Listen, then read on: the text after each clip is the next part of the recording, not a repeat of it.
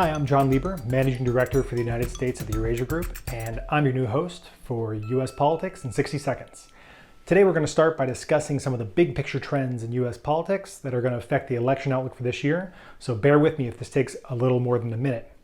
When I think of big trends in U.S. politics, I think the number one thing is the growing rural-urban divide between the two parties. If you look back to the 1980 election, the Democrats took about 59% of the vote in the most urban districts, and they took about 56% of the vote in the most rural districts in the country.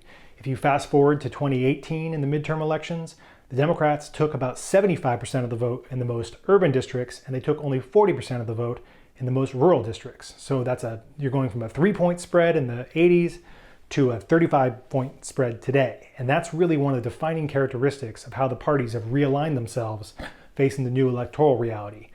What that means is increasing partisanship as you've got increasing geographic concentration among the two parties. The Democrats are largely becoming a younger, more diverse, in some cases better educated party. The Republican Party is becoming increasingly white, increasingly rural, and a little bit older than the Democratic Party.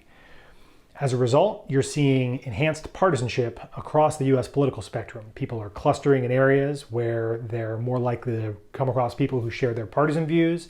There's higher correlation between the House, the Senate, and the White House, meaning it's more difficult for policymakers to differentiate themselves from their party. And you've got a fracturing media ecosystem where it's easier to hear points of view that reinforce your own. And there's less agreement, not only about what the solutions to public policy problems are, but what the problems themselves are.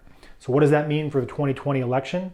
Well, you're very likely to see a very close election that looks very similar, with a map that looks very similar to the map in 2016, meaning you've got a number of states that are solidly blue, a number of states that are really solidly red, and a small number of states in the middle that will be decided based on these questions of the rural-urban divide.